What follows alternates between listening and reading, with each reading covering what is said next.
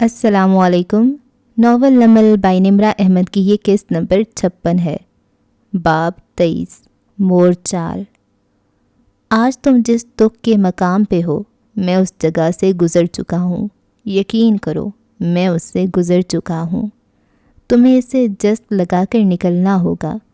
تمہیں اس سے نکالے گا صرف ایک فکرہ، ایک سطر، ایک دلیل، ایک کہانی جو تم خود کو سنا سکو۔ وہ کیا ہے اس سے فرق نہیں پڑتا، اور ضروری نہیں ہے کہ وہ سچ بھی ہو، جب تک تم اس فکرے پہ یقین کرتی رہو، جب تک اس کے ذریعے تم خود کو معاف کرتی رہو۔ تم ڈھونڈو وہ سطر، وہ فکرہ، وہ مقصد، تم اسے ڈھونڈو۔ تم یہ کر سکتی ہو، میں جانتا ہوں کہ تم یہ کر سکتی ہو۔ وہ ایک فکرہ خود کو سنانے کے لیے ڈھونڈو، پھر اس لائن کو مضبوطی سے تھام لو، اور پھر اس کی مدد سے خود کو تاریک اندھیروں سے باہر کھینچ نکالو۔ سبز بیلوں سے ڈھکے بنگلے کو وہ رات اپنے داغدار سیاہ دامن میں چھپاتی جا رہی تھی جب ڈور بیل کی آواز سنائی دی۔ زمر اپنے کمرے میں تھی، سیم ہوم ورک پھیلائے لاؤنج میں بیٹھا تھا، ابا بھی وہیں موجود کسی کتاب کے مطالعے میں گم تھے۔ ندرت کچن میں کھڑی با آواز بلند غیر موجود حسینہ کو کوس رہی تھی۔ 1000 دفعہ کہا کوارٹر میں جانے سے پہلے چائے کی کیتلی مانجھ کر جایا کرو، مگر اسی طرح چھوڑے جائے گی۔ اور یہ دیکھو صابن ختم۔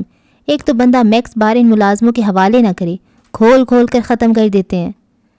جب کوئی نہ ہلا تو ہنا کمرے سے باہر نکلی اور دروازے کی طرف آئی۔ اتنے میں پورچ سے اندر کھلتے دروازے پہ دستک ہوئی تو وہ چونکی۔ ایسا کون ہے جو باہر گیٹ سے اندر آ بھی گیا اور صداقت نہیں جاگا؟ کون؟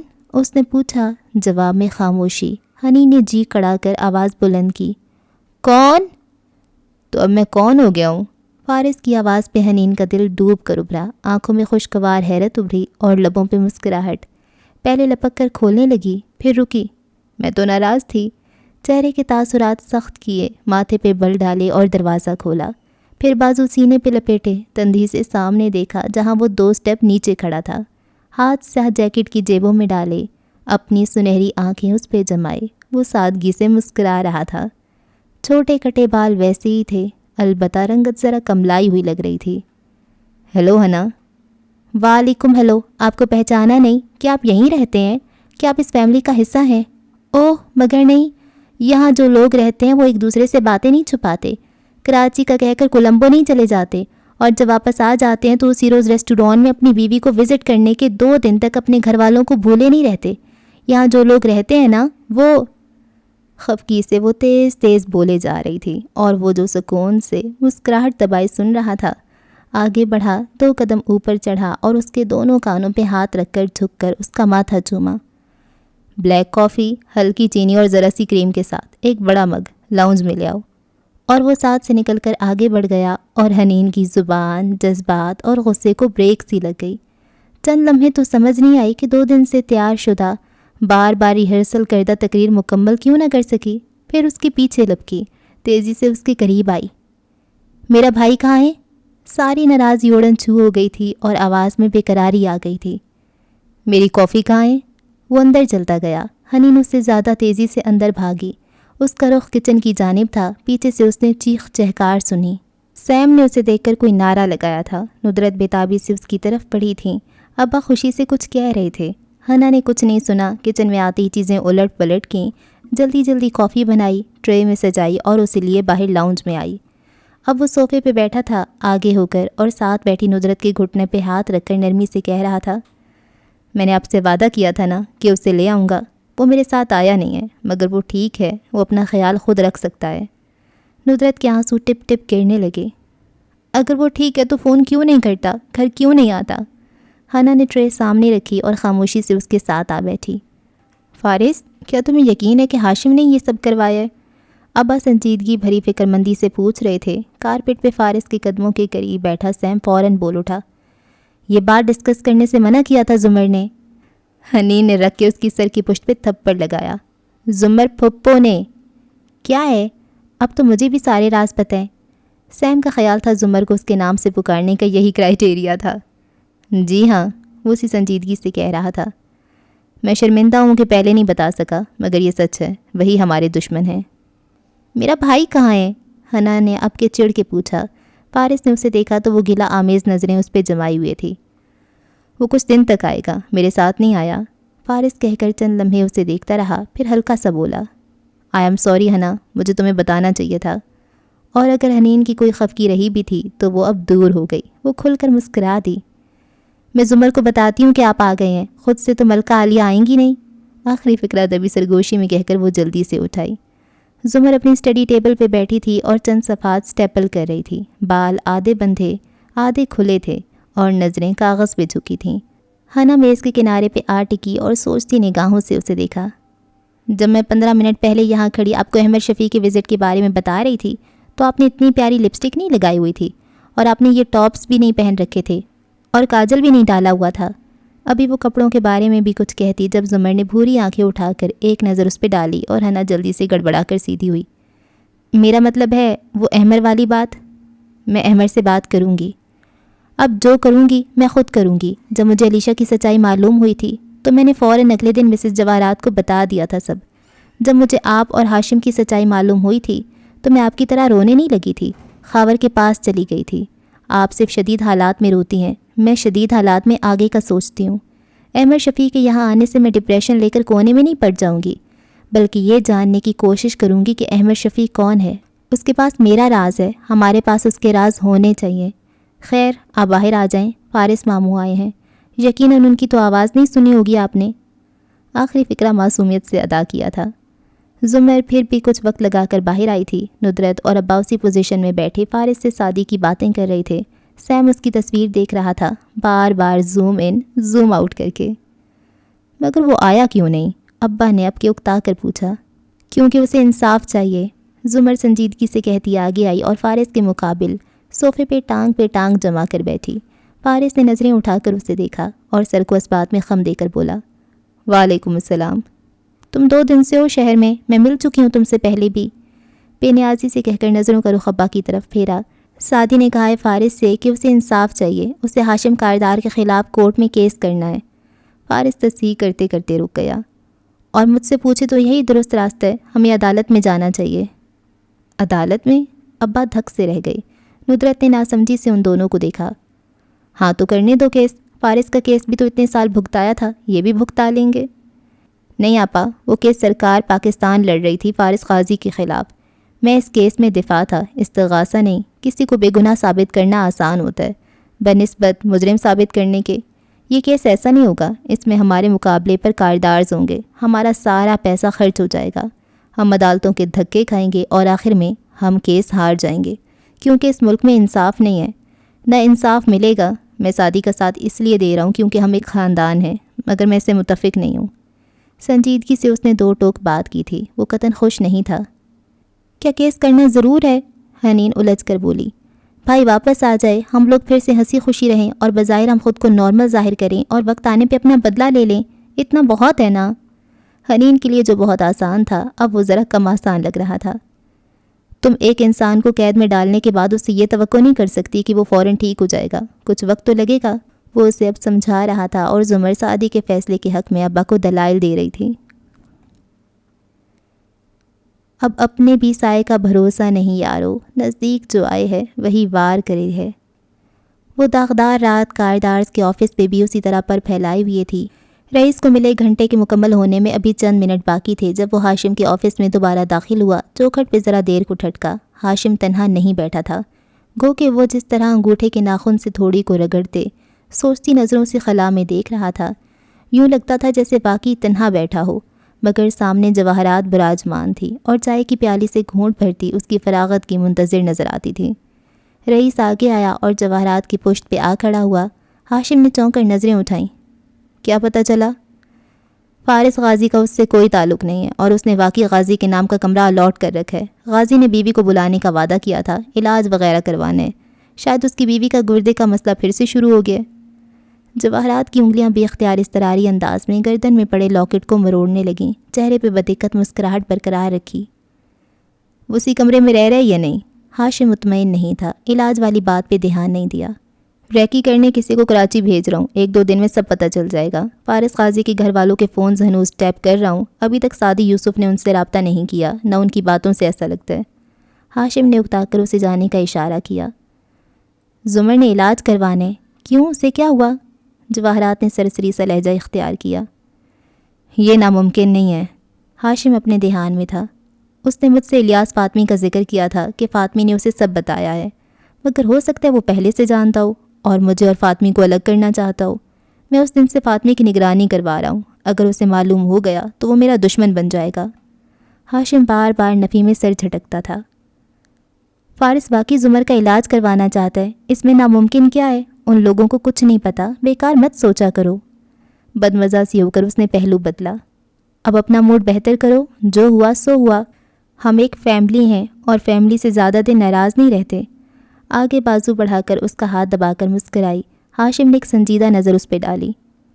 मैं नाराज़ नहीं हूँ, कोफ्त का शिकार हूँ आपके हर उस अमल पे जो आप हारून के लिए करती हैं। अगर आप चाहती हैं कि हमारी फैमिली के दरमियान दरारें ना पड़ें तो हारून को संजीदा लेना छोड़ दें। जब से वो शहर में वापस आया है मैं ये सब देख रहा हूँ और बर्दाश्त भी कर रहा हूँ, अब नहीं करूँगा। उसकी आंखों में गहरी काट थी। जवाहरात अंदर तक दहल गई मगर बज़ाहिर सुकून से मुस्कुराती रही। बर्दाश्त तो तुम्हें उसे सारी ज़िंदगी करना होगा, और मैं जो उसके साथ इतने अच्छे से पेश आती रही वो अपने लिए नहीं था, तुम्हारे और आबी के लिए था। हाशिम के तासुरात बदले, आंखों की सख्ती कम हुई। तुम आबी की तरफ नहीं बढ़ते थे क्योंकि तुम्हारा बाप तुम्हारी शादी नहीं टूटने देना चाहता था और उसका बाप तुम्हें उसको अपनाने नहीं देगा, मगर शादी भी टूट गई। औरंगज़ेब भी सदमे के साथ दुनिया से रुखसत हुआ और अब मेरे इतने एहसानों के बाद हारून भी कोई पैसों पेश नहीं करेगा। अब तुम्हें आबी से बात करनी चाहिए। और सुनो, सिर्फ आबी से, हारून से मत कहना कुछ। अभी से उसको इतना सर चढ़ाओगे तो आगे मुश्किल होगी। बेनियाजी से कहकर वो पर्स उठाकर खड़ी हो गई। हाशिम के तने आसाब ढीले पड़ चुके थे। उसने आहिस्ता से सोच में गुम सरस बात में हिलाया। या सो गम रंजो ताब मेरे हुए दुश्मने जां, ए ज़फ़र शब इन्हीं दो चार ने सोने न दिया। कसरे कारदार रात की तारीकी में भी जगमगा रहा था। उसके परे बनी एनेक्सी के दरवाजे को अलीशा लॉक कर रही थी जब हेलो, वो डर कर उछली। मुड़कर देखा तो संजीदा सा नौशरवां वहाँ खड़ा था। अलीशा की रंगत फीकी पड़ी। मैं यहाँ सिर्फ खुश्क लबों पे ज़ुबान फेरते उसने बात बनाने की कोशिश की तो शेरू ने हाथ उठाया। सुन चुका हूँ फियोना से, तुम एनेक्सी देखना चाहती थी इसलिए यहाँ आई। ये भी एक झूठ होगा, मगर चूँकि तुम्हारा ताल्लुक़ एक छोटे ख़ानदान से है तो ठीक है, तुम जो भी करो बस इस कागज़ पे साइन कर दो। आंखों में नागवारी लिए उखड़े लहजे में कहती हुई एक फ़ाइल उसकी तरफ बढ़ाई। इसके बाद मेरे शेयर्स मेरे पास वापस आ जाएंगे और तुम एक ख़ती रकम लेकर वापस चली जाओगी। तुम सब एक ही जैसे हो, अलीशा ने बेबसी भरे गुस्से से कहती हुई फ़ाइल खींची और धप-धप करती आगे बढ़ गई। नौशरवां बरामदे के जीने पे आ बैठा और उदास नज़रों से सामने नजर आते कसर को देखने लगा। सामने उसके अपने कमरे की बालकनी थी जिसमें यूं ही एक पुराना मंजर सा उभरा। बालकनी के दरवाजे से लगा नौशरवां कारदार। 8 साल पहले ड्रग्स की ओवरडोज से मर रहा था और घुंघराले बालों वाला लड़का उसे बचाने आया था। शेरू ने सर झटका। पैरों पे नमी महसूस हुई तो देखा उसका लैब्राडोर उसके पैर चाट रहा था। जैकी, मैंने तुम्हारी जान नहीं बचाई कभी, सिर्फ खाना दिया है, फिर भी तुम एहसान मानते हो, तो मैं क्यों भूल गया? वो कुत्ते से मुखातिब हुआ था। मैंने ये क्या कर दिया? दुख और पशेमानी की लहर ने उसे लपेट में ले लिया। मैं उस रात से कभी बेख्वाब नींद नहीं सो सका। मुझे हर माया शय का रंग सुर्ख लगता है। लुकमा मुंह तक लेकर जाओ तो वो खून आलूद नज़र आने लग जाता है। मैं क्या करूं जैकी? उसने सर उठाकर वहशत से ऊपर छाए आसमान को देखा। मेरा एक हिस्सा कटकर उस रात गिर गया था, वहीं उस ज़ेरे तामीर मकान की खून आलूद मिट्टी में, और उसका एक हिस्सा मेरे अंदर आ बसा था। वो हिस्सा हर पल मेरे साथ सांस लेता है, हर दिन के साथ बड़ा होता जाता है, जैसे मैं अपने पहलू में किसी वहशी जानवर के बच्चे को जवान होते देख रहा हूँ। फिर उसने नफ़ी में सर झटका और फ़ोन निकाला। जी नौशरवां, साइन कर दी अलीशा ने। जुमर ने दूसरी घंटी पे फ़ोन उठा लिया था। मिसेस जुमर, हसद क्या होता है? वो एक हाथ से फ़ोन कान से लगाए दूसरे से आंखें मलता पूछने लगा। जुमर ने गहरी सांस ली थी। हसद वो होता है जो सबको महसूस होता है, कभी न कभी, किसी न किसी से, मगर अहमक लोग उसका खुलकर इजहार कर देते हैं और इज़्ज़तदार लोग उसको छुपा लेते हैं। ज़रूरी तो नहीं कि हमें किसी से हसद ही हो, हम ऐसे भी तो किसी को नापसंद कर सकते हैं ना। वो मज़ीद बेचैन हो गया था। हाथ से 3 दर्जों से गुजरता है नौशरवां। सबसे पहले उसका दिल तंग होता है, ہر اپنے سے بہتر شخص کی تعریف سننے پہ۔ پھر وہ اس کو اپنے دل میں بھی کمتر جاننے لگتا ہے اور دوسروں کے سامنے بھی اس کا قد گھٹانے کی کوشش کرتا ہے، اور آخر میں وہ اس شخص کو نقصان پہنچاتا ہے، جسمانی اذیت سے قتل تک۔ دنیا کا پہلا قتل حسد پہ ہوا تھا، اور آخری قتل تک یہ جذبہ انسان سے انسان کو مرواتا رہے گا۔ مگر آپ کو کیوں خیال آیا؟ نور شرما میں مزید سننے کی تاب نہ تھی۔ اس نے فون بند کر دیا اور سر دونوں ہاتھوں میں گرا دیا۔ اس کے گرد بہتے اندھیر بھنور بڑھتے جا رہے تھے، گویا اس کو نگلنے کے لیے بےتاب ہوں۔ ایک عمر سنائیں تو حکایت نہ ہو پوری، 2 روز میں ہم پہ جو یہاں بیت گئی ہے۔ فروری کی تیسری صبح دھند آلود سی تھی، سارے مناظر دل کے آئینے کی طرح دھندلائے ہوئے تھے۔ تھوڑی دور تک بصارت جاتی، اس کے آگے بصیرت ختم ہو جاتی۔ ایسے میں اپنے بیڈ روم میں بیڈ پہ کمبل گردن تک تانے، ماتھے پہ بازو رکھے سوتی ہوئی زمر دکھائی دیتی تھی۔ فارس کھڑکی کے ساتھ کھڑا تھا، نگاہیں باہر جمی تھیں۔ دفتن وہ کچھ دیکھ کر چونکا، پھر باہر نکل گیا۔ سبز بیلوں سے ڈھکے بنگلے کا لان فجر کے اندھیرے اور دھند میں نہایا ہوا لگتا تھا۔ فارس نے جیسے ہی باہر پورچ کی طرف کھلتا دروازہ کھولا، باہر کھڑی حنین کا ہتھوڑا اسی طرف آیا۔ وہ بروقت پیچھے ہوا اور حنا نے بھی اوہ کر کے ہاتھ پیچھے کر لیا۔ وہ اسی دروازے پہ کچھ ٹھونک رہی تھی جس کو فارس نے کھولا تھا۔ کیا کر رہی ہو اتنی صبح؟ آنکھوں میں حیرت لیے وہ باہر نکلا اور سر سے پیر تک حنین کو دیکھا۔ وہ ہڈ والا سویٹر پہنے، ہڈ سر پہ گرائی ہوئی تھی، ایک ہاتھ میں ہتھوڑا تھا اور دوسرے کو کمر کے پیچھے چھپا لیا تھا، نگاہیں بھی موڑ لیں۔ تو آپ مجھ سے ناراض ہیں حنین بی بی؟ وہ سینے پہ بازو لپیٹے چوکھٹ سے ٹیک لگا کر مسکراتے ہوئے اسے دیکھنے لگا۔ حنین نے پلکیں اٹھائیں اور خفا آنکھوں سے اسے دیکھا۔ آپ کے خیال میں سوری کر لینے سے وہ سب ٹھیک ہو جائے گا؟ میں نے رات کو جھوٹ بولا جب میں نے تم سے معذرت کی۔ میں یہ سب چھپانے پہ بالکل بھی شرمندہ نہیں ہوں حنین، میں یوں تم لوگوں کی حفاظت کر رہا تھا۔ زمر ٹھیک کہتی ہیں، آپ انتہائی 2 نمبر انسان ہیں۔ خفا سی مڑ کر کھڑی ہو گئی۔ مگر آئی ایم سوری اگر میں نے دل دکھایا ہے تو۔ اب کہ نرمی سے بولا تو حنا کا دل پگھل گیا۔ بغیر مڑے وہ پشت کیے کھڑی آہستہ سے بولی، ہم اس رات وارث ماموں کے ساتھ تھے، ہم دونوں نے ایک ساتھ ان کو آخری دفعہ دیکھا تھا، ہم اس سب میں ساتھ تھے، آپ کو مجھے ساتھ رکھنا چاہیے تھا۔ میں پہلے ہی ڈوبتی ہوئی کشتی ہوں حنین، اپنے ساتھ دوسروں کو نہیں ڈبو سکتا۔ یہ کر کیا رہی ہو؟ اس نے کمر کے پیچھے سے ہاتھ نکال لیے تو وہ پوچھنے لگا۔ حنا نے جواب دیے بنا وہ شاید دروازے پہ رکھی اور کیل جما کر ٹھونکنے لگی۔ فارس نے آگے ہو کر دیکھا، وہ ایک نیم پلیٹ تھی، لوہے کی تختی، اس پہ اردو میں لکھا تھا مورچال۔ مورچال؟ کیا مطلب ہوا اس کا؟ مورچال یعنی چیونٹی کا گھر، یہ پرانی اردو کا لفظ ہے، اسی سے ماڈرن اردو کا لفظ مورچہ نکلا ہے۔ چیونٹیوں کا گھر بھی کسی مورچے سے کم نہیں ہوتا نا؟ اچھا، وہ مسکرایا، یہ اس طرح نہیں ٹھونکا جائے گا، ڈرل استعمال کرو۔ میں کوئی مستری یا ترخواں نہیں ہوں جو ڈرل استعمال کروں۔ اس صبح تک حنین یہی سمجھتی تھی، سو کہہ گئی۔ فارس چپ ہو گیا۔ بھائی گھر آ جائے گا نا؟ کچھ دیر بعد اس نے پوچھا۔ فارس جواب دیے بنا سوچتی نگاہوں سے دور دھند آلود آسمان کو دیکھنے لگا۔ ہر گزرتے لمحے وہ دور جا رہا تھا، اس مور چال سے دور، اس زمان و مکان کی حد سے دور۔ زرتاشا کا ولیمے کا جوڑا فیروزی رنگ کا تھا، ساتھ میں نازک سی ڈائمنڈ جیولری پہن رکھی تھی، بال جوڑے میں بندھے تھے اور دوپٹہ جوڑے کے اوپر ٹکا تھا۔ وہ کچھ فکر مند، کچھ پرجوش، ہر زاویے سے خود کو آئینے میں دیکھ رہی تھی، اور وہ اس کے پیچھے صوفے پہ بیٹھا اس کو۔ وہ دونوں برائیڈل روم میں تنہا تھے۔ ندرت آپا ابھی گئی تھیں اور زرتاشا جو اتنی دیر سے ضبط کر کے سوبر بنی بیٹھی تھی، اب جلدی سے اٹھ کر آئینے کے سامنے جا کھڑی ہوئی۔ تم کیوں پریشان ہو زرتاشا؟ وہ تحمل سے بولا تھا۔ زرتاشا نے مڑ کر اسے دیکھا تو کاجل بھری آنکھوں میں ملے جلے جذبات تھے۔ میرا میک اپ اوور تو نہیں لگ رہا؟ 3 مہینے سے اپوائنٹمنٹ لے رکھا تھا، کہہ کر تھک گئی، مگر کچھ گڑبڑ کر دی اس نے، بیس زیادہ لگ گئی ہے شاید۔ میں اسٹیج پہ جا کر بری تو نہیں لگوں گی؟ اوہ میں بہت نروس ہوں فارس، میں کیا کروں؟ اس کے انداز میں کچھ بچوں جیسا تھا جو فارس کو اپنی زندگی کی ساری نارسائیاں بھلا دینے کے لیے کافی تھا۔ وہ ہلکا سا مسکرایا اور اٹھ کھڑا ہوا۔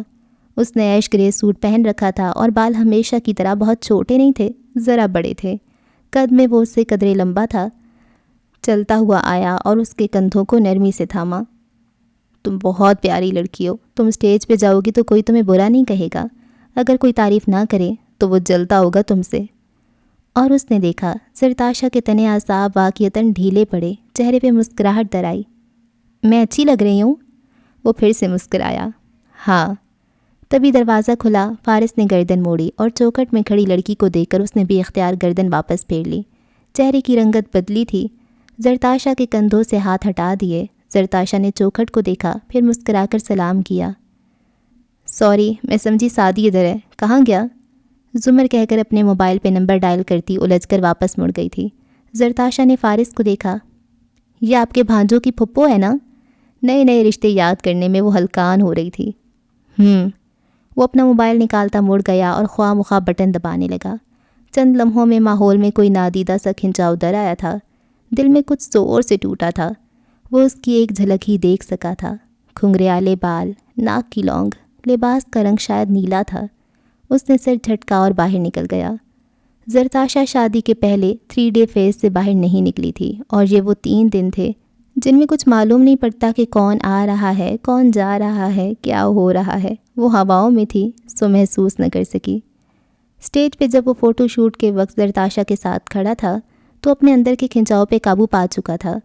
وہ مسکرا بھی رہا تھا اور نیلے کپڑوں کی جھلکوں کے نکھیوں سے دیکھ کر بھی اس نے کوشش کی کہ وہ مسکراتا رہے، مگر تب وہ اچھا اداکار نہیں تھا، سو مسکراہٹ غائب ہو گئی۔ وہ اس کی بیوی کے ساتھ آ کر کھڑی ہوئی تھی اور مسکرا کر اس سے کچھ کہہ رہی تھی۔ وہ فوٹو شوٹ ختم ہوتے ہی وہاں سے اتر آیا۔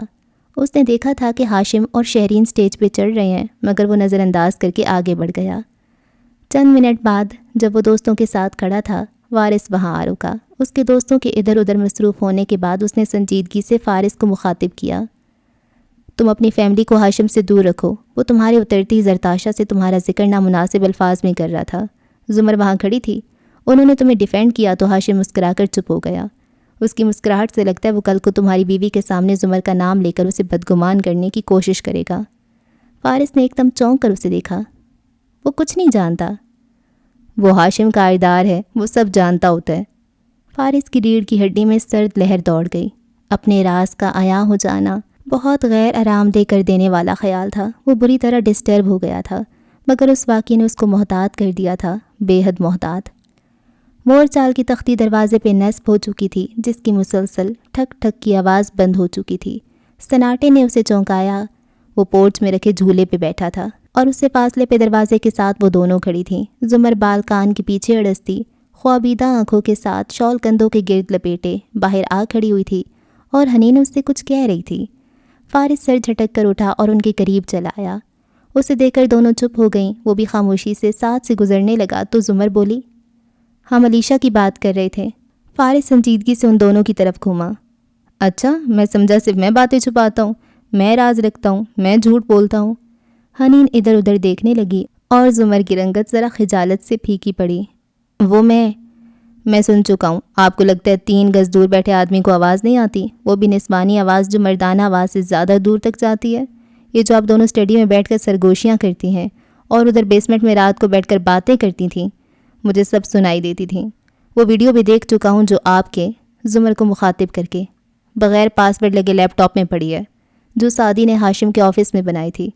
یہ بھی جانتا ہوں کہ آپ کے، حنین کو گھور کر، پاس فروزن فلم پڑی ہے جو ہاشم کی فلیش سے نکلی ہے، اور وہ جو ڈاکومنٹس آپ پرنٹ کر رہی ہوتی ہیں آج کل، زمر بی وہ بھی دیکھ چکا ہوں۔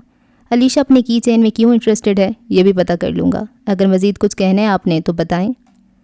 ہر وقت کے گلے شکووں کا رخ الٹا ہو گیا تھا۔ وہ دونوں کبھی ایک دوسرے کو دیکھتیں، کبھی فارس کو، پھر زمر نے بظاہر بے نیازی سے شانے جھٹکے۔ ہاں ٹھیک ہے، ہم کافی عرصے سے واقف تھے کہ سعدی پہ حملہ ہاشم نے کروایا، اور نوشیرواں، وہ بے اختیار بولا۔ زمر رک گئی۔ فارس پہ جمی آنکھوں میں استعجاب سا نمایاں ہوا۔ سعدی کو گولیاں نوشیرواں نے ماری تھیں۔ زمر بالکل پتھر کا بت بن گئی تھی، سفید شل۔ حنین کی آنکھیں حیرت سے پھیل گئیں۔ وہ لوزر، اس کی یہ ہمت! وہ غصے میں آ گئی تھی۔ اس نے کیوں کیا یہ؟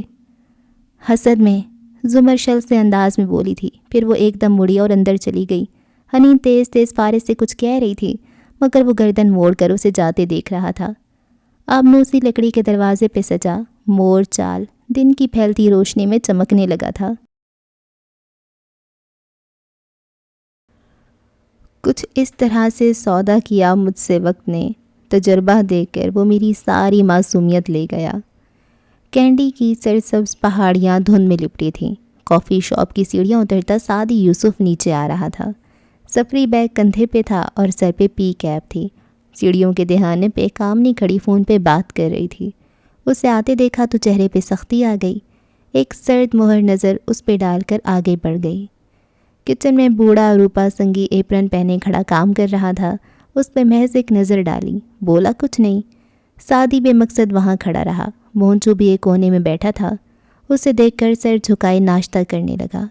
कॉफ़ी शॉप के मुकीन काफ़ी के दानों जैसे सख्त और कड़वे हो गए थे। मैं जा रहा हूँ, उसने बूढ़े को इत्तला दी। वो चुपचाप काम करता रहा। तो जाओ, रोका किसने है? वो दुरुस्ती से कहती पीछे से आई और गुस्से भरी नज़रों से उसे घूरा। मगर जाने से पहले इतना बता कर जाओ कि उस बंदे का क्या बना। सादी चेहरा मोड़कर उसे देखने लगा, बोला कुछ नहीं। तुम्हारी वजह से एक गुंडा मेरी शॉप पे आया, मेरे बच्चे के सर पे पिस्तौल रखा, हमें यरगमाल बनाया। फिर तुम उसके साथ बाहर गए। वहाँ से तुमने फूड अथॉरिटी वालों को कॉल किया और मेरी शॉप पे महकमे के लोग आकर सारा खाना उलट के चले गए। 2 दिन से एक ग्राहक यहाँ दाखिल नहीं हुआ। हमारे खाने में जहरीला मवाद निकला जो तुमने ही डाला होगा ताकि तुम बाबा से बदला ले सको।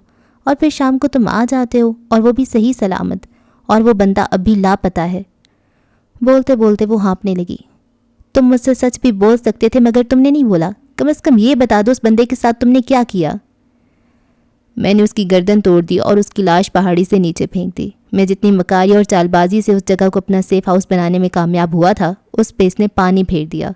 अब मैं जा रहा हूँ और जाली पासपोर्ट के ज़रिए इस मुल्क से भाग जाऊँगा। मैं एक तामिल जासूस हूँ और जासूस ऐसे ही होते हैं, उन्हें फ़र्क नहीं पड़ता कि लोग उनके बारे में क्या सोचते हैं। निकल जाओ मेरे घर से, वो चिल्लाई थी। सुर्ख आंखों में बहुत से आंसू लिए सादी खामोशी से मुड़ा। मोंचू ने गर्दन उठाकर उसे देखा था। बूढ़ा चुपचाप काम करता रहा। सादी यूसुफ बेतासुर चेहरे के साथ आगे बढ़ गया। चंद लम्हों बाद वो सर झुकाए बाहर स्ट्रीट में चलता दूर जाता दिखाई दे रहा था। ना गिले रहे, ना गुमा रहे, ना गुजारिशें हैं, ना गुफ्तगू। वो निशाते वादे वसल क्या, हमें एतबार भी अब नहीं। धुंध दोपहर तक काफ़ी हल्की हो गई थी। सूरज ने चेहरा दिखाया था। हॉस्पिटल की लॉबी मुकम्मल तौर पे रोशन थी। चमकते फर्श पे बारीक हील से चलती, सफ़ेद लिबास पे स्याह कोट पहने और बाल हाफ बांधे जुमर यूसुफ चली आ रही थी। काउंटर पे रुककर उसने रिसेप्शनिस्ट नौजवान को सलाम किया तो भूरी आंखों में सादगी सी दिखाई देती थी। डॉक्टर कासिम ने कहा था कि जी मैम, आपकी नई दवा तैयार है, उन्होंने भिजवा दी थी। दराज से पैकेट निकालती हुए कह रहा था। डॉक्टर कासिम अब कैसे हैं? उसी तरह हैं। आप उनको समझाती क्यों नहीं हैं? उन्हें उस शख्स को पुलिस के हवाले करना चाहिए था। सीसीटीवी में उसकी फुटेज भी थी मगर डॉक्टर साहब ने वो भी डिलीट करवा दी। वो नाखुश और फिक्रमंद लग रहा था। किस शख्स को? उसने अचंभे से नौजवान को देखा। पिछली दफ़ा यहाँ कोई दूसरा लड़का था जिसने उसे डॉक्टर कासिम के एक्सीडेंट की इत्तला दी थी। वो मरीज़ जिसने उन पर तशद्दुद किया था, आपको किसी ने नहीं बताया? उस नौजवान को गुजरे बरसों से देख रही थी। एक दफ़ा उसके पास एक काम लेकर भी आया था जब वो एडीपी थी। तभी कदरे आगे होकर कहने लगा, एक आदमी मरीज़ बनकर आया था एक रोज़। वो निकल गया तो काफ़ी देर बाद जब मैं अंदर गया, क्योंकि डॉक्टर साहब ने अगले मरीज़ को बुलाया नहीं था, तो देखा वो ज़मीन पे गिरे पड़े हैं और ज़ख्मी हालत में हैं। कब की बात है ये? वो मुतहैयर रह गई। ठहरे मैं आपको तारीख़ बताता हूँ। उसी तारीख़ की फ़ुटेज हमने मिटाई थी ना। वो उसकी दिलचस्पी लेने पे ज़रा पुरजोर सा दराज से कुछ ढूंढने लगा। फिर एक कागज़ निकाला और तारीख़ पढ़कर सुनाई। ये माह कामिल की रात से अगले दिन की तारीख़ थी। जुमर के हलक में कुछ अटका। और उस तारीख़ को डॉक्टर साहब से मिलने आने वाले मरीज़ ने उनको मारा पीटा। दरअसल वो मरीज़ नहीं था, रजिस्टर में नाम भी नहीं था। उसने कहा कि डॉक्टर साहब से फ़ोन पे बात हो गई थी और अंदर चला गया। जब डॉक्टर साहब ने एतराज़ नहीं किया तो मैं समझा कि कैसा दिखता था शक्ल में? बदिक्कत लहजा मुतवाज़ुन रखा। फुटेज तो हमने मिटा दी। शक्ल इतनी अच्छी नहीं याद मगर लंबा सा था। ग्रे सा स्वेटर पहन रखा था। छोटे कटे बाल थे, बहुत छोटे। और वो याद कर करके एक एक शय बता रहा था और जुमर बार बार खुश्क लबों पे ज़ुबान फेरती थी। आप वो पहले आदमी थे जिन्होंने डॉक्टर साहब को इस हालत में पाया। आई एम सॉरी मगर आपके साथ एक पुरानी अलैक सलैक है, इसलिए आपको बता रही हूँ कि अगर ये कहानी आपने किसी और को सुनाई तो सारा इल्ज़ाम आपके सर पे आएगा। फुटेज भी आपने मिटाई, डॉक्टर साहब को इस तरह गिरे भी आपने देखा और उस मरीज़ को जाते हुए भी आप ही ने देखा। अदालत समझेगी कि आप अपने जुर्म को कवर करना चाह रहे हैं। डॉक्टर साहब भी अगर उस बंदे को कवर कर रहे हैं तो पुलिस के सामने उसका नाम नहीं लेंगे। مگر آپ کی غیر حاضریوں سے اکثر نالا رہتے ہیں، اگر آپ کا نام لے دیا تو میری ماں نے تو اس قصے میں نہ پڑے۔ ایک ہی سانس میں اسے مفت مشورے سے نوازتی وہ اس کے ہکا بکا چہرے کو نظر انداز کرتی باہر کی طرف پڑ گئی۔ پھر وہ کن قدموں سے وہاں سے نکلی اس کو معلوم نہیں تھا۔ اس کے ہاتھ کپ کپا رہے تھے اور رنگت زرد پڑ رہی تھی۔ کار میں بیٹھ کر کافی دیر اس نے خود کو گہرے گہرے سانس لے کر ریلیکس کیا۔ اس نے میرے ڈاکٹر کو مارا پیٹا اور اس کے بعد ڈاکٹر نے اچانک سے کڈنی ٹرانسپلانٹ کی بات ختم کر دی۔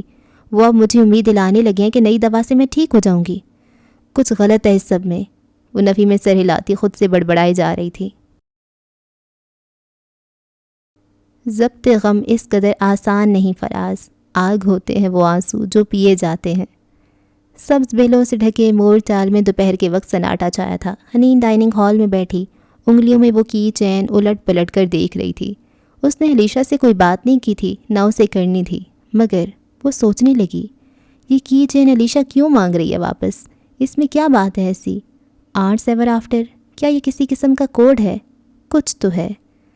شہر کے دوسرے حصے میں واقع ایک ریسٹورانٹ کے اندر دوپہر کی روشنی بھری تھی۔ فارس قاضی کونے والی میز پہ بیٹھا، ٹانگ پہ ٹانگ جمائے، بازو سینے پہ لپیٹے منتظر نظر آ رہا تھا۔ بار بار کلائی کی گھڑی دیکھتا، پھر سنہری آنکھیں دروازے پہ مرکوز کر دیتا۔ اس کا چہرہ اسپاٹ تھا، وہ جیسے کسی کا انتظار کر رہا تھا، اور اس انتظار کی گھڑی میں یوں ہی ذہن کی روح بھٹکنے لگی۔ اس کی آنکھوں میں جھانکو تو ان میں یادوں کے اوراق کھلتے نظر آ رہے تھے۔ تم ٹھیک ہو؟ وہ آفس میں بیٹھا تھا اور سر جھکائے فائل میں لگے کاغذ باری باری نکال رہا تھا جب سامنے کوئی کرسی کھینچتے ہوئے بیٹھا۔ فارس نے چونک کر سر اٹھایا۔ وہ وارث تھا اور اب مسکرا کر اس سے خیریت پوچھ رہا تھا۔ ہاں، مجھے کیا ہونا ہے؟ بے نیازی سے کندھے جھٹکتے فارس نے فائل بند کر کے پرے ڈالی۔ تھوڑی مزید چھٹی لے لیتے، شادی ایک ہی دفعہ ہوتی ہے، کچھ دن اور لگا لیتے ناردرن ایریاز میں۔ نہیں، بہت چھٹی ہو گئی پہلے ہی، اب کام پہ واپس آنا ہی تھا۔ وہ بہت تازہ دم نہیں لگ رہا تھا۔ چائے آنے کے بعد وارث نے اسے بغور دیکھتے ہوئے کہہ ہی دیا، تم خوش ہو زرداشا کے ساتھ؟ ہاں، وہ بازوؤں کا تکیہ بنا کر سر کے نیچے رکھے اوپر چھت کو دیکھتے ہوئے سوچ سوچ کر کہنے لگا، اچھی ہے، شکایتیں زیادہ کرتی ہے، زیادہ بچکانا بھی ہے، مگر اتنی چالاک نہیں ہے۔ اس کو موازنے اور مقابلے کے پیمانے سے ہٹا دو فارس۔ فارس ایک دم سیدھا ہو کر بیٹھا۔ میں اس کا موازنہ کسی سے نہیں کرتا۔ پھر ذرا توقف کے بعد بولا، اگر تم اور ندرت آپا بار بار مجھے وہ باتیں یاد نہ دلاؤ تو مجھے وہ یاد بھی نہیں آتی۔ اوکے، آئی ایم سوری، وارث نے متانت سے کہتے کپ میز پہ رکھا۔ مجھے لگتا تھا کہ تم گلٹی ہو کہ… میں گلٹی نہیں ہوں، میں بالکل ٹھیک ہوں۔ ہاں، یہ ہے کہ میں چاہتا ہوں کہ زرتاشا سے اتنی محبت کروں جتنا اس کا حق ہے، بلکہ اس سے بھی زیادہ۔ یہ میں نہیں کر پا رہا ابھی۔ فارس، میاں بیوی کو ایک دوسرے سے لازمی محبت کرنے کی ضرورت نہیں ہوتی، ان کے درمیان مودت اور مرحمت ہونی چاہیے۔ مودت کہتے ہیں الفت کو، اٹیچ ہونے کو، دوستی ہو جانے کو، اور مرحمت ہوتی ہے ایک دوسرے سے ہمدردی، کمپیشن، خیال رکھنا، احساس کرنا دوسرے کا۔ محبت ضروری نہیں ہوتی، اور جانتے ہو بیوی اپنے شوہر کی آئینہ دار ہوتی ہے۔ تم اس کو کہو وہ خوبصورت ہے، وہ ہر روز نکھرتی جائے گی۔ اسے کہو وہ خدمت گزار ہے، وہ مزید خدمت کرے گی۔ اس کو سراہو گے تو اس کا اعتماد بڑھے گا، لیکن اگر ہر وقت اس کے اندر نقص نکالو گے تو اس کو کھوکھلا کر دو گے۔ وہ ٹیڑھی پسلی سے نکلی ہے، اس کو سیدھا کرنے کی کوشش میں تم اسے توڑ دو گے۔ اس لیے اس کے ساتھ دوستی اور رحم کا رشتہ رکھو۔ میں چاہتا ہوں تم اس کے ساتھ خوش رہو، اور میں یہ بھی چاہتا ہوں کہ وہ تمہارے ساتھ خوش رہے۔ کوئی بھائی نہیں چاہتا کہ اس کے بھائی کی بیوی تکلیف میں رہے۔ الفاظ وارث کے لبوں سے نکل کر ہوا میں ٹھہرتے گئے۔ کہتے ہیں تمام الفاظ فضا میں معلق ہو جاتے ہیں، ازل سے ابد تک کے لیے ٹھہر جاتے ہیں، اس لیے ہم جب چاہیں انہیں یاد کر لیتے ہیں، محسوس کر لیتے ہیں۔ وہ الفاظ کی اس بازگشت سے تب نکلا جب سامنے والی کرسی کھینچی گئی۔ فارس نے ٹانگ سے ٹانگ ہٹائی اور فوراً کھڑا ہو گیا۔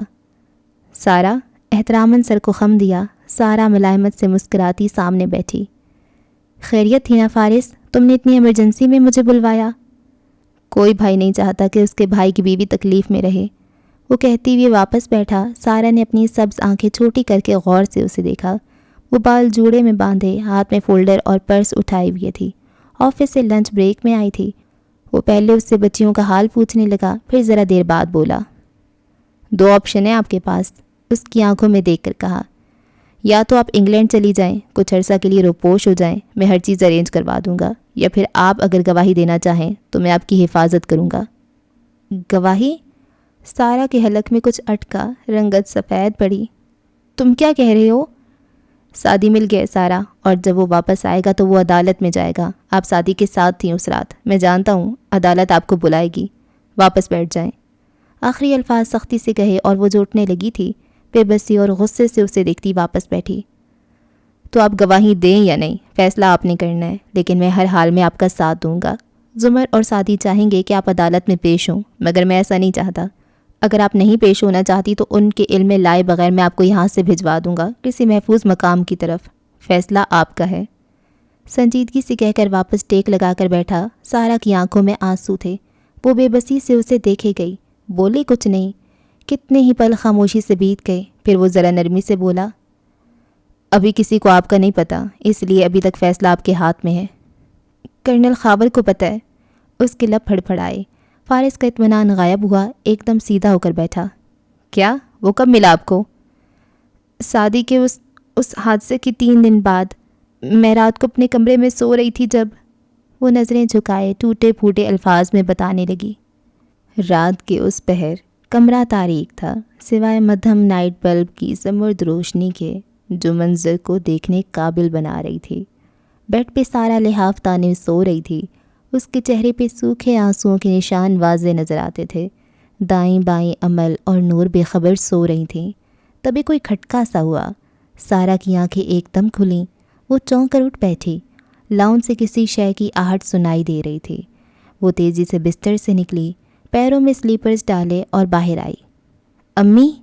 محتاط انداز میں پکارتی ہوئی وہ لاؤنج میں داخل ہوئی تو دیکھا سامنے ٹی وی مدھم آواز میں چل رہا ہے۔ سارا کے ماتھے پہ بل پڑے، آنکھوں میں اچھمبا ابھرا، مگر اس سے پہلے کہ وہ ریموٹ اٹھاتی، کسی نے گردن سے دبوچ کر اسے دیوار سے لگایا اور منہ پہ سختی سے ہاتھ جما دیا۔ ساری چیخیں اس کے حلق میں دم توڑ گئیں۔ ٹی وی کی روشنی کے باعث وہ خوفزدہ آنکھوں سے اتنا تو دیکھ سکتی تھی کہ پستول کی نال اس کی گردن پہ رکھنے والا کرنل خاور ہے۔ آواز نکالی تو گولی مار دوں گا، وہ تبھی آواز میں غرایا۔ سارا نے بے بسی سے اس بات میں سر ہلایا، دونوں ہاتھ دیوار پہ جمائے، وہ کانپنے لگی تھی۔ تم سعدی کے ساتھ تھیں، تم نے سب دیکھا ہے۔ میں نے ہاشم کو نہیں بتایا کیونکہ وہ کہے گا تمہیں مار دوں، لیکن اگر تم نے کسی کو بتایا تو میں تمہاری بچیوں کو غائب کرا دوں گا۔ سن رہی ہو یا نہیں؟ سارا جلدی جلدی اس بات میں سر ہلانے لگی، آنسو آنکھوں سے ابل ابل کر چہرے پہ لڑک رہے تھے۔ وہ 10 منٹ کھڑا رہا، مجھے ڈراتا رہا، دھمکاتا رہا، اور میں ڈر گئی۔ اس کی آمد کے بارے میں نے امی تک کو نہیں بتایا۔ مجھے تو بتا دیتی سارا، میں تو تھا نا آپ کے پاس، وہ افسوس سے اسے دیکھ کر بولا تھا۔ سارا نفی میں سر ہلاتی پرس اٹھاتے ہوئے اٹھی۔ میرے ساتھ کوئی بھی نہیں ہے فارس، مجھے جو بھی کرنا ہے خود کرنا ہے۔ وہ اس سے اپنی بھیگی نظریں ملائے بغیر چلی گئی اور وہ لب بھینچے بیٹھا اسے جاتا دیکھتا رہا۔ کبھی گریباں کے تارے گنتے، کبھی سلیبوں پہ جان دیتے، گزر گئی زندگی ہماری، سدا یہی امتحان دیتے۔ فوڈلی ایور آفٹر کی بالائی ہال کا دروازہ فارس نے دھکیلا تو روشن سے ہال میں زمر سر جھکائے میز پہ جھکی کچھ لکھتی نظر آئی۔ آہٹ کے باوجود سر نہیں اٹھایا۔ کیسی آپ؟ وہ حشاش بشاش سا کہتا کرسی کھینچ کر بیٹھا۔ زمر نے آنکھیں اٹھائیں تو ان میں اندر تک اترنے والی چبھن تھی۔ اسی جگہ بیٹھ کر تم نے کہا تھا کہ اب مجھ سے جھوٹ نہیں بولو گے۔ اس کے الفاظ اتنا صدمہ لیے ہوئے تھے کہ فارس کی مسکراہٹ غائب ہو گئی۔ وہ چونک کر ٹانگ سے ٹانگ ہٹاتا سیدھا ہوا۔ کیا ہوا؟ زمر قلم پرے رکھ کر پیچھے کو ہوئی۔ کتنے مان سے میں کہہ رہی تھی کہ تمہیں کتنا غلط سمجھتی رہی، مگر تم فارس، تم کبھی نہیں بدلو گے۔ اب کیا کیا میں نے؟ اس کی تیوری چڑھی۔ تم نے کچھ نہیں کیا، تم صرف کسی سے ملنے گئے تھے اور وہاں جا کر تم نے مار مار کر اس کا حشر برا کر ڈالا۔ یاد ہے کس کی بات کر رہی ہوں میں، یا یاد کرواؤں؟ وہ غصے بھری بے بسی سے بولی تو فارس نے گہری سانس لی اور ہاتھ اٹھا کر اسے روکا۔ ٹھیک ہے، مجھے غصہ آ گیا تھا، لیکن زمر بی مار پیٹ کے بھی مختلف طریقے ہوتے ہیں۔ ایک مار ایسی ہوتی ہے جس میں درد ہوتا ہے مگر زخم نہیں بنتا، اور ایسے ہی مارا تھا میں نے اسے، ورنہ مار مار کر اپاہج کیسے کیا جاتا ہے یا جان کیسے لی جاتی ہے معلوم ہے مجھے۔ وہ سرد مہری سے خفا خفا سا کہہ رہا تھا۔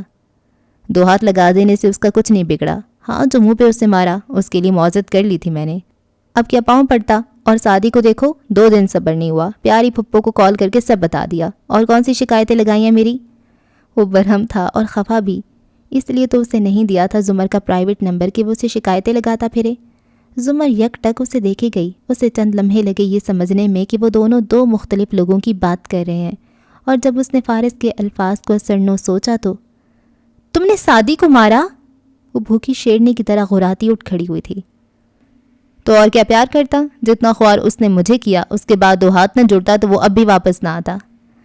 تم نے سعدی کو مارا؟ وہ بے یقین تھی۔ کون ڈاکٹر؟ کیا ڈاکٹر؟ اسے سب بھول گیا تھا۔ میرا خیال آپ سوگ مناتی رہیں جب تک میں کچھ کام کر لوں، تلخی سے کہتا وہ اٹھ کھڑا ہوا۔ زمر ابھی تک شل کھڑی تھی۔ وہ غصے میں بھی تھی، مگر اسے سمجھ نہیں آ رہا تھا کہ وہ کیا کرے، اور اس سے پہلے کہ وہ کچھ کر پاتی وہ باہر نکل گیا تھا، دروازہ زوردار آواز سے بند کر کے۔ وہ بے دم سی واپس کرسی پہ گری۔ سعدی، ڈاکٹر قاسم، فارس غازی کے بارے میں اسے سچ نہ ہی پتہ چلا کرے تو زیادہ بہتر تھا۔ اس کا دماغ سخت الجھ گیا تھا۔ ہمارے لفظوں سے نطق چھینا ہے اپنی محرومیوں نے، ورنہ سخنورو ہم بھی اپنی بستی کے پتھروں کو زبان دیتے۔ ہوٹل کا ڈائننگ ہال برقی کمکموں اور جھلملاتے فانوس سے روشن تھا۔ آبدار عبید نے اس وسیع و عریض ڈائننگ ایریا کی دہلیز پہ رک کر موبائل کی اسکرین روشن کی اور پھر میسج لکھا، میں واپس آ گئی ہوں فارس، کیا ہم مل سکتے ہیں اب؟ اور بھیج دیا۔ وہ سر پہ سرخ رومال کشمیری لڑکیوں کے انداز میں باندھ کر پیچھے کو ڈالے، سفید منی کوٹ پہنے، لیڈیز 2 پیس سوٹ میں ملبوس تھی، پاؤں میں اونچی سلور ہیل تھی اور کوہنی پہ اٹکا ڈیزائنر بیگ جو سورج مکھی کے پھول جیسا زرد تھا۔ دور سے اس نے ہاشم کو دیکھ لیا تھا، سو نزاکت سے قدم قدم چلتی وہ آگے آئی۔ وہ دیوار کے ساتھ ایک میز پہ موجود تھا، 2 پیس سیاہ سوٹ، اوپری جیب سے جھلکتا سفید کارڈ، بال جل سے پیچھے کیے، وہ ٹانگ پہ ٹانگ جمائے بیٹھا تھا۔ اس کے چہرے پہ سکون تھا اور لبوں پہ ہلکی سی مسکراہٹ۔ آبی کو آتے اس نے دیکھ لیا تھا، تبھی آنکھوں میں نرم سا تاثر ابھرا اور مسکرا کر اٹھ کھڑا ہوا۔ آبدار اس کے سامنے آ رکی۔ ہاشم آگے بڑھا، اس کے لیے کرسی کھینچی، پھر واپس اپنی جگہ آ کر بیٹھا۔ ہیلو گریم ریپر، وہ مسکرا کر بیٹھی اور بیگ میز پہ رکھا۔ ہیلو ریڈ، میں کھانا کھانے نہیں آئی، ذمہ داری کرنے آئی ہوں، تمہاری ذمہ داریاں نہیں بھولتی میں، کیسے ہو؟ وہ محظوظ انداز میں بولی تھی۔ وہ ہلکا سا ہنس کر سر جھٹکتے ویٹر کو بلانے لگا۔ کھانا آنے تک وہ دونوں ہلکی پھلکی باتیں کرتے رہے۔ مؤدب بہرے دائیں بائیں سے آ کر میز پہ اشیاء طعام سجاتے گئے۔ گلاب کی پتیوں کے درمیان رکھی موم بتی کا شعلہ بھی روشن تھا۔ آبدار چہرے پہ مدھم مسکراہٹ سجائے بیٹھی رہی، البتہ گزرتے وقت کے ساتھ وہ مزید بے چین ہوتی جا رہی تھی۔ آج کل میں عجیب عجیب باتیں سوچنے لگا ہوں۔ وہ آگے کو ہو کر بیٹھا، نگاہیں کبھی موم بتی پہ جھکاتا، کبھی اٹھا کر اسے دیکھ کر بولتا۔ فارس کے بارے میں آبدار کی رنگت فک ہوئی، اس نے پہلو بدلا۔ مجھے لگتا ہے وہ مجھے دھوکہ دے رہا ہے، جیسے وہ سعدی کے بارے میں سب جانتا ہے، جیسے سب لوگ مجھے دھوکہ دے رہے ہیں، لیکن اب مجھے پرواہ نہیں ہے، وہ دھیمے یاسیت بھرے انداز میں کہہ رہا تھا۔ جب میں موو آن کرنے کا فیصلہ کر چکا ہوں تو یہ باتیں میرے لیے بے معنی ہیں۔ یہ صرف تمہارا وہم ہے ہاشم، وہ مضطرب سی بولی تھی، گود میں رکھے ہاتھ کانپے تھے۔ سچ بھی ہو تو مجھے فرق نہیں پڑتا، میں آگے بڑھنا چاہتا ہوں، یہ دشمنیاں، یہ سیاستیں، یہ سب پیچھے چھوڑنا چاہتا ہوں، وہ واقعی تکان سے کہہ رہا تھا۔ کیا تم میری مدد کرو گی؟ میں کیا کر سکتی ہوں؟ وہ جبراً مسکرائی۔ تمہیں معلوم ہے کہ تم کیا کر سکتی ہو، وہ آزردگی سے مسکرایا، نگاہیں آبی پہ جمی تھیں۔ تم جانتی ہو کہ تم میرے لیے کیا ہو، تم مجھے بہت عزیز ہو، اور میں ایسی زندگی کا تصور بھی نہیں کر سکتا جس میں تم نہ ہو۔ کہتے ہیں جب کوئی کسی کی جان بچاتا ہے تو اس کی زندگی اس مسیحا کی امانت بن جاتی ہے۔ تمہاری زندگی جتنی تمہاری ہے اتنی میری بھی ہے۔ پس منظر میں بجتی دھیمے سروں کی موسیقی، موم بتی کا ٹمٹماتا شعلہ، خوابناک زرد روشنیاں، ہر شے سے بے نیاز وہ یک ٹک اس کا چہرہ دیکھ رہی تھی۔ I am in love with you, اس نے یہ الفاظ توڑ توڑ کر ادا کیے تھے۔ آنکھیں آبی کی آنکھوں پہ ہنوز جمی تھیں۔ اور میں چاہتا ہوں کہ ہم اپنی زندگی ایک ساتھ گزاریں، کسی دوسرے ملک چلے جائیں جہاں تم کہو، اور ایک نئی دنیا بنائیں۔ اب یہ فیصلہ تمہیں کرنا ہے کہ تمہیں اسپرنگ ویڈنگ چاہیے یا سمر ویڈنگ، مگر موسم گرما سے زیادہ تاخیر میں نہیں کر سکتا۔ چند لمحوں کی بوجھل خاموشی دونوں کے درمیان حائل رہی۔ آبدار ذرا آگے کو ہوئی، خشک لب گیلے کر کے آپس میں مس کیے۔ ہاشم، میں تمہاری بہت عزت کرتی ہوں اور تمہیں بہت پسند کرتی ہوں، تم نے میری جان بچائی تھی، مگر یہ سوال، یہ پروپوزل، یہ بہت غیر متوقع ہے میرے لیے۔ مجھے کوئی جلدی نہیں ریڈ، تم سوچ لو، وہ نرمی اور رسان سے کہہ رہا تھا۔ آنکھیں پل بھر کے لیے بھی آبی کی آنکھوں سے ہٹ نہیں پا رہی تھیں۔ سوچ سمجھ کر فیصلہ کر لو، کچھ دن لے لو۔ ہاشم، وہ بے چینی سے بولی، میں نے سوچ لیا ہے، میں تمہاری بہت اچھی دوست ہوں اور دوست ہی رہنا چاہتی ہوں، مگر یہ سب شادی، رشتہ، نئی زندگی، یہ نہیں ہو سکتا۔ میں آبدار، آنکھیں اس کی آنکھوں پہ مرکوز کیے اس نے ٹھنڈے لہجے میں کہتے نرمی سے آبی کے ہاتھ پہ ہاتھ رکھا۔ آبدار کا ہاتھ جتنا گرم تھا اتنا اس کا ٹھنڈا تھا۔ میں نے کہا نا، تم سوچ لو، کچھ دن لے لو، آرام سے فیصلہ کرو، اور پھر مجھے بتاؤ کہ تمہیں اسپرنگ ویڈنگ چاہیے یا سمر ویڈنگ۔ اور ہلکا سا مسکرایا۔ اس کے لہجے کی ٹھنڈ آبی کے اندر تک سرایت کرتی اس کے خون کو جما گئی۔ اس نے بے اختیار تھوک نکلا۔ وہ اب نیپکن کھولتا اس سے ہارون کا حال پوچھ رہا تھا۔ آبدار کی ساری بھوک مر گئی تھی۔ میرا یہ خون میرے دشمنوں کے سر ہوگا، میں دوستوں کی حراست میں مارا جاؤں گا۔ صبح کے اس پہر ایئرپورٹ کی ساری بتیاں دور سے جھلملاتی ہوئی نظر آ رہی تھیں۔ اندر لوگوں کا بے نیاز ہجوم اپنی اپنی سمت میں گامزن تھا۔ ایک کاؤنٹر کے سامنے ٹوپی اور بڑی شیو والا لڑکا کھڑا تھا جس کی آنکھوں پہ چشمہ تھا۔ سامنے بیٹھا آفیسر اس سے معمول کے سوالات پوچھنے کے بعد استفسار کر رہا تھا۔ سو آپ افغانستان سے آ رہے ہیں؟ جی، میں سری لنکا سے افغانستان گیا تھا، چند گھنٹے وہاں قیام کیا، ایک دو دوستوں سے ملا اور پھر یہاں آ گیا۔ اس نے رٹا رٹایا بیان دہرایا۔ حیدر ہمایوں خان، ویلکم ٹو پاکستان، اس نے پاسپورٹ پہ مہر لگاتے ہوئے کہا۔ اینک کے پیچھے اس کی آنکھوں میں زخمی سا تاثر ابھرا۔ کچھ دیر بعد وہ کندھے پہ بیگ اٹھائے قدم قدم چلتا ایئرپورٹ کے احاطے سے باہر آ رہا تھا۔ جیکٹ کی زپ بند کر لی تھی اور ہاتھ پینٹ کی جیبوں میں ڈال لیے تھے۔ شہر ویسا ہی تھا، ویسی ہی ٹھنڈ، ویسے ہی لوگ۔ سعدی نے چلتے چلتے چہرہ اٹھا کر آسمان کو دیکھا۔ تارے تھوڑے بہت دکھائی دیتے تھے۔ ماحولیاتی آلودگی کی دبیز تہ نے ستاروں کو بڑے شہروں کے آسمان سے عرصہ ہوا چرا لیا تھا، مگر چلو، آسمان تو اپنا ہی تھا۔ اس نے آنکھیں بند کر کے ہوا کو محسوس کرنا چاہا۔ چند گھنٹوں کا یہ سفر بہت اذیت ناک تھا۔ ہدایت کے مطابق وہ ڈائریکٹ آنے کی بجائے لمبا روٹ لے کر آیا تھا۔ ہر پل اسے لگتا تھا وہ پکڑا جائے گا، مار دیا جائے گا، مگر پاسپورٹ گورنمنٹ ایشوڈ تھا، نقلی نہیں تھا، سو سفر آرام سے طے ہو گیا۔ اور اب پاک سرزمین اس کے قدموں میں بچ چکی تھی۔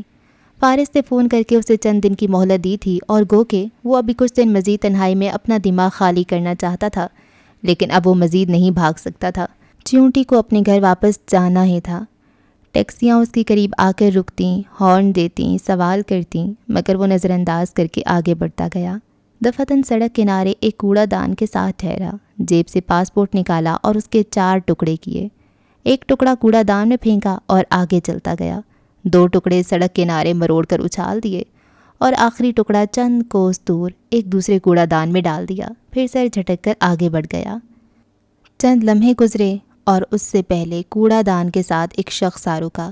رات کی تاریکی میں اس کا چہرہ اتنا واضح نہ تھا۔ کوٹ کے کالر اس نے کھڑے کر رکھے تھے، آنکھوں پہ سیاہ چشمہ تھا، کانوں کے گرد مفلر۔ اس نے جھک کر کوڑا دان میں ہاتھ ڈالا، پاسپورٹ نکال کر ایک پلاسٹک پیکٹ میں ڈالا، پھر آگے بڑھا، سڑک کنارے لگی باڑ پھلانگی۔ اس طرف سے مڑے توڑے دونوں کاغذ اٹھا کر پلاسٹک بیگ میں ڈالے، پھر واپس سڑک تک آیا۔ سامنے سعدی یوسف جاتا دکھائی دے رہا تھا۔ وہ فاصلہ رکھ کر اس کا تعاقب کرنے لگا اور جس لمحے سعدی نے آخری ٹکڑا ایک کوڑے دان میں اچھالا، وہ شخص ٹھہر گیا، یہاں تک کہ سعدی نظروں سے اوجھل ہو گیا۔ تب وہ دبے قدموں آگے آیا، یہ ٹکڑا بھی اٹھایا اور اپنی زنبیل میں ڈالا۔ یہ پاسپورٹ ذرا سی گوند سے واپس جوڑ کر عدالت میں سعدی یوسف کو دہشت گرد ثابت کروانے کے لیے کافی ہے۔ اس نے پلاسٹک کی زنبیل کو اپنے کوٹ کی اندرونی جیب میں رکھتے ہوئے خود سے کہا۔ چند لمحوں بعد سرخ مفلر سے منہ ڈھانپے شخص دوسری سمت جاتا دکھائی دے رہا تھا۔ ان سے کہو ہم طوفانوں سے ڈرنے والے لوگ نہیں، قاتل کو مرتے دم تک قاتل ہی بولا جائے گا۔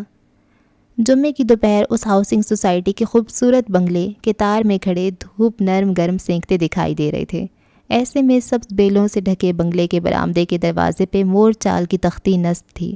اندر جاؤ تو لاؤنج میں گہما گہمی تھی۔ آج جمعہ تھا اور جمعہ ویسے بھی پاکستان کی ساری ندرت بہنوں کا یوم بریانی ہوتا ہے، سو اس وقت کچن میں رونق لگی تھی۔ नुदरत एक तरफ सैम को बर्तन लगाने का कह रही थी तो दूसरी तरफ रायता फेंटती हनीन को तेज़ हाथ चलाने का। जुमर खड़ी सलाद काट रही थी। फारिस लाउंज में बैठा अपने फ़ोन पे लगा था और बड़े अब्बा टीवी पे खबरें देख रहे थे। ऐसे में डोर बेल बजी। एक दफ़ा ज़रा सी घंटी, बावकार अंदाज। दही फेंटती हना के हाथ थमे उसने चेहरा उठाकर इतराफ़ में देखा। जुम्मा, बिरयानी, सारी फैमिली का इकट्ठा होना और फिर डोर बेल। किसकी कमी थी? किसने आना था? हनीन के सारे वजूद में खुशगवार लहर दौड़ गई। वो एकदम सब छोड़कर भागती हुई बाहर आई। फारिस दरवाज़ा खोलने उठ गया था मगर वो तेज़ी से उसके सामने आई। प्लीज़ मुझे खोलने दे। उसकी आंखें नम थीं, फटते जज्बात से चेहरा तमतमा रहा था। फारिस मुस्कुरा कर रुक गया। उसने आज ही आना था। हनीन भागती हुई बाहर आई, फोर्स का दरवाज़ा खोला और फिर गेट की तरफ लपकी। कोई गेट के साथ खड़ा था। हना ने धड़कते दिल और मुस्कुराते चेहरे के साथ गेट का छोटा दरवाज़ा खोला और हनीन की मुस्कुराहट गायब हुई। सारी दुनिया ही मुंजमद हो गई, गोया बर्फ़ का उजड़ा वीरान सहरा बन गई हो। हेलो हनीन, बाहर खड़े हाशिम ने मुस्कुरा कर कहा। 3 पीस गहरे स्याह सूट में मलबूस वजी चेहरे वाला हाशिम वहाँ तन्हा था। हनीन की नज़रें उसके अकब में दौड़ीं। पीछे उसकी कार खड़ी थी और बाहर चंद गार्ड। हनीन का चेहरा बुझ गया। वो सामने से हट गई। हाशिम भाई आइए।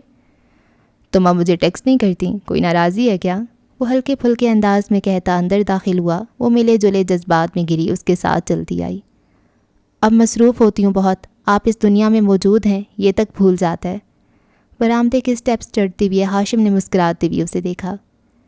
मेरी मौजूदगी किसी को नहीं भूलती। फिर स्टेप पे चढ़ा। आगे बंद दरवाज़ा था और उस पे नस्ब तख्ती। मोर चाल, उसने ज़ेरे लब पढ़ा। चियूंटी का घर, हनीन बोली। हाशिम ने उंगली से तख्ती की तरफ इशारा किया। ये ढीली है, मजबूती से जमी नहीं है, ज़रा सी ठोकर से गिर जाएगी। अंदर बता दो मैं आया हूँ। शाइस्तगी से कहता वो वहीं खड़ा हो गया। हनीन तेज़ी से अंदर आई। दरवाज़ा उसके मुंह पे बंद कर दिया। हाशिम भाई आए हैं। लाउंज में पहुंचकर उसने फूले सांस के साथ इतला दी। लम्हे भर में तमाम हरकत रुक गईं, आवाज़ें बंद हो गईं। जुमर और नुदरत किचन से निकल आईं। अब्बा, फारिस उसे देखने लगे। सबसे पहले जुमर को होश आया। ठीक है, वो हमारा मेहमान है। फारिस तुम उसे अंदर लाओ, डाइनिंग हॉल में हम खाना लगाते हैं। वो तेज़ तेज़ हदायत देती हुए बोली। हना, सैम, भाभी, अब्बा सब सुन लें, कोई कुछ ज़ाहिर नहीं करेगा, पहले की तरह नॉर्मल रहेंगे सब, ओके? आंखें दिखाकर सख्ती से वार्न किया। सब मुतफिक थे। फारिस मुंह में कुछ चुबाता बेनियाजी से उठा, गोया कुछ सुना ही ना हो, और बाहर चला गया। चंद लम्हों बाद तमाम घर वाले तवील डाइनिंग टेबल के गिर्द कुर्सियां संभाल रहे थे जब फारिस हाशिम गुलिये चलता हुआ उस तरफ आ रहा था। हाशिम मुस्कुराकर सबसे मिला, हाल अहवाल दरियाफ्त करते हुए कुर्सी खींची। अब्बा की सरबराही कुर्सी की बाईं तरफ उसके मुकाबिल फारिस बैठा था। हाशिम के बरक्स वो रब से स्वेटर और जीन्स में मलबूस था। कुर्सी खींचते हुए भी मोबाइल पे कुछ टाइप कर रहा था। मैं गलत वक्त पे आ गया शायद, वो सबको देखते हुए बोला। सब खामोश रहे। नुदरत उसको देखना नहीं चाहती थी, सो बर्तन दुरुस्त करती रहीं। हनीन सर झुकाए नैपकिन जोड़ती रही। जुमर लबों पे मुस्कुराहट सजाए बैठी रही। अब्बा के तासुरात भी तने हुए थे। नहीं, ऐसा किसने कहा? फारिस ने कंधे उचकाए और बिरयानी की भाप उड़ाती इश्तिहा अंगेज़ महक वाली डिश उठाकर सामने रखी। वो चेहरे से संजीदा और कदरे बेनियाज लगता था। बहुत दिन से आना चाह रहा था, आज ही वक्त निकाल पाया। हाशिम चम्मच का आटा संभालते हुए मुस्कुरा कर कहने लगा। आप लोग टेंस लग रहे हैं, खैरियत है? जुमर का दिल ज़ोर का धड़का। जल्दी से मुस्कुरा कर कहने लगी। नहीं, दरअसल आपकी तबीयत का सुना था तो। मगर फारिस उससे पहले ही बोल उठा। टेंस कोई नहीं है, बस सबको इल्म हो गया कि तुमने मेरी बीवी और भाई को मारा था, और ऑफ कोर्स सादी को भी ज़ख्मी, अगवा, वटेवर वो सब करवाया था। रायता? कहती हुई उसने रायते का डोंगा हाशिम के सामने रखा। सब एकदम बेयकीनी से फारिस को देखने लगे। जुमर तो बिल्कुल शल रह गई। सिर्फ एक शख्स ने जैसे कोई असर ही नहीं लिया और वो हाशिम था। उसका चेहरा वैसे ही मुस्कुराता रहा और नज़रें फारिस पे जमी रहीं। फिर उसने सर को ज़रा सा खम दिया। जाहिर है। और चावल प्लेट में निकाले, ज़रा सा रायता ऊपर डाला। सबके सांस रुके हुए थे। फिर हाशिम ने चेहरा उठाया तो उस पर मग़मूम सा तासुर था, आंखों में सादगी थी। मैं जानता हूँ मैंने अच्छा नहीं किया। आवाज़ में अफसोस था। सब जानते हैं। फारिस ने उसी बेनियाजी से कंधे उचकाए, मोबाइल एक तरफ धरा और अपनी प्लेट में चावल निकालने लगा। इंसान बहुत से काम करता है जो उसे नहीं करना चाहिए।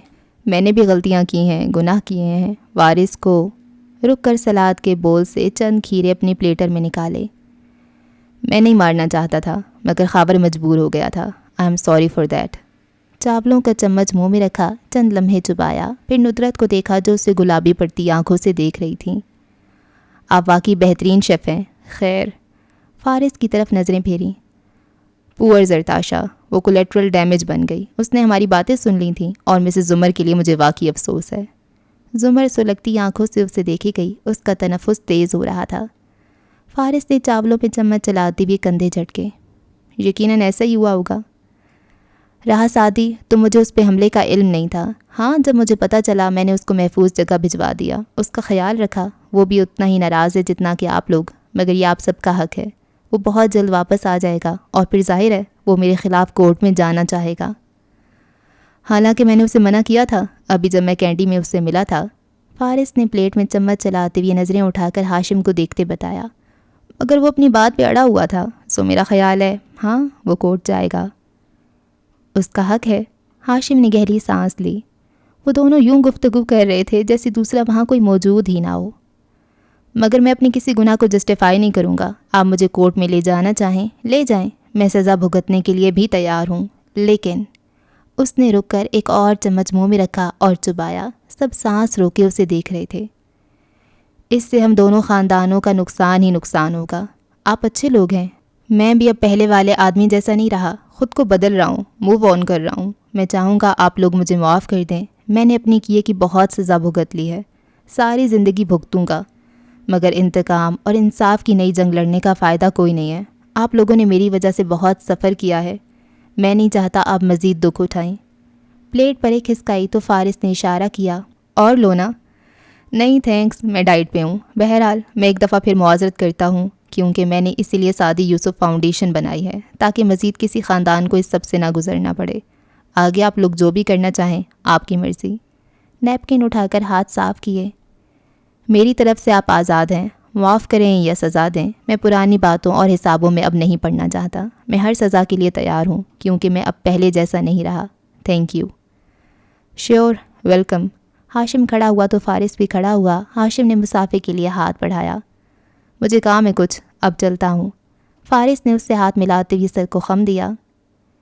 میں سعدی کو اس کے ارادے سے باز رکھنے کی کوشش کروں گا ہاشم، مگر کوئی وعدہ نہیں کر سکتا۔ ہاشم الوداعی کلمات کہہ کر مڑ گیا اور لمبے لمبے ڈگ بھرتا باہر نکل گیا۔ بریانی ٹھنڈی ہو گئی تھی اور جذبات گرم ابل رہے تھے۔ ڈائننگ ہال میں سانپ سونگھا ہوا تھا، سب شل تھے۔ ندرت بدقت بول پائیں۔ وہ اپنے کیے پہ شرمندہ ہے۔ تم نے اسے کیوں بتایا؟ زمر نے ہکلاتے ہوئے فارس کی طرف رخ پھیرا۔ وہ بے یقین تھی۔ وہ ادریس اور میرے بارے میں پتہ کروا رہا تھا، اس کو شک تھا، میں نے کنفرم کر دیا۔ وہ اسی رغبت سے چاول کھا رہا تھا۔ انہوں نے ہم سے معافی مانگی؟ حنا بھی بے یقین تھی، متحیر تھی۔ پتہ نہیں، ابا تلخی سے بولے۔ یکدم باہر کسی شے کی گرنے کی آواز آئی۔ حنا ایک دم اٹھ کر باہر بھاگی۔ دروازہ کھلا تھا اور پورچ کے ماربل کے فرش پہ دروازے کی تختی گری پڑی تھی۔ وہ اتنی زور سے دے ماری گئی تھی کہ 2 ٹکڑوں میں ٹوٹ گئی تھی۔ بند گیٹ کے باہر گاڑیوں کے زن سے گزر جانے کی آواز سنائی دی تھی۔ مجھے سمجھ نہیں آ رہی وہ معافی کیوں مانگ رہا تھا، اور تم اس سے یہ کس طرح بات کر رہے تھے؟ اندر زمر ہنوز گو مگوسی بول رہی تھی۔ وہ معافی نہیں مانگ رہا تھا زمر۔ اپنے آفس کی عمارت کی بلائی منزل کی راہداری میں تیز تیز چلتے ہاشم نے ٹائی ڈھیلی کی۔ اس کا چہرہ فرتے جذبات سے سرخ تمتما رہا تھا۔ 2 آدمی اس کے ساتھ چل رہے تھے اور مسلسل اس کی رفتار سے ملنے کی کوشش میں لگے تھے۔ اپنی کرسیوں اور کیبن میں کام کرتے ورکرز رک رک کر اس کو دیکھنے لگے تھے۔ ٹھوکر سے اس نے نوشرواں کے آفس کا دروازہ کھولا۔ وہ مجھے چیک کر رہا تھا کہ میرا غصہ کیسا ہے، کہ میں وہ پہلے والا انسان ہوں یا نہیں۔ سامنے میز کے پیچھے نوشرواں بیٹھا موبائل پہ لگا تھا۔ آواز پہ ناگواری سے چہرہ اٹھایا۔ ہاشم کسی وحشی جانور کی طرح اس کی طرف لپکا اور اسے گریبان سے جھپٹ کر کھڑا کیا، پھر یکے بعد دیگرے 2 تھپڑ اس کے چہرے پہ جڑ دیے۔ کیا بکواس کی تھی میں نے؟ سعدی یوسف کو مت چھیڑو، مجھے سنبھالنے دو۔ ایک تیسرا تھپڑ اسے دے مارتے ہوئے وہ چلایا تھا۔ وہ جانچ رہا تھا کہ ہم کتنا جانتے ہیں، پرکھ رہا تھا کہ ہم کتنے اہل ہیں، محسوس کر رہا تھا کہ ہمارے اعصاب کتنے مضبوط ہیں۔ ہاشم نے ہکا بکا سے کھڑے شیرو کو پرے دھکیلا اور غصے سے حلق کے بل چلایا۔ میری زندگی برباد کر دی تم نے, ہم سب کو برباد کر دیا, میری برسوں کی ساکھ, عزت سب برباد ہو جائے گا. اور وہ کہہ رہا تھا کہ وہ سب سمجھ گیا, وہ پہلے جیسا آدمی نہیں ہے جو ہمارے ہاتھوں بے وقوف بن جائے گا. نوشرواں منہ پہ ہاتھ رکھے حق دک شل سا کھڑا تھا. ہاشم ایک دم آگے بڑھا اور اس کی میز کی ساری چیزیں زور سے ہاتھ مار کر نیچے گرا دیں. وہ نیچ گھٹیا لوگ جن کو میں اپنے برابر کرسی پہ بھی نہ بٹھاؤں, وہ سب جانتے ہیں. سنا تم نے, جس زمر کو تم اس آفس میں لاتے تھے وہ سب جانتی ہے, اور تمہاری وجہ سے میں ان کے ہاتھوں دھوکا کھا گیا. تمہاری وجہ سے ان کو اتنی مہلت مل گئی کہ وہ تیاری کر لیں. خون آشام آنکھیں نوشرواں پہ گاڑے وہ غرا رہا تھا. پھر اس نے کوٹ اتار کر پرے پھینکا اور وہ کہہ رہا تھا کہ ہم اس کے ساتھ جنگ کر کے اس کا نقصان نہیں کریں گے, اپنا نقصان کریں گے. میں متفق ہوں ویسے اس بات سے, مگر چونکہ سادی سے وعدہ کیا ہے تو پھر نبھانا ہوگا. جواہرات تیزی سے آفس میں داخل ہوئی تو اندر کا منظر دیکھ کر انگشتے بدنداں رہ گئی. منہ تک کھل گیا, بکھری ٹوٹی چیزیں, منہ پر ہاتھ رکھے کھڑا نوشرواں اور شرٹ کے آستین چڑھاتا, غصے سے چیخ چیخ کر اسے گالیاں نکالتا. ہاشم, میرا پاور پلانٹ تباہ ہوا ہے چند دن پہلے, میں ایک اور سکینڈل افورڈ نہیں کر سکتا تھا, مگر تھینکس ٹو نوشرواں کاردار, آدھا مرد نوشرواں کاردار, اس نے میرا سب کچھ داؤ پہ لگا دیا. جواہرات کو ابھی تک کچھ سمجھ نہیں آ رہا تھا. ہاشم کیا ہوا ہے؟ فارس جانتا ہے, وہ سب جانتا ہے, ہمیشہ سے جانتا تھا, اور وہ لوگ ہمارے خلاف کورٹ جا رہے ہیں.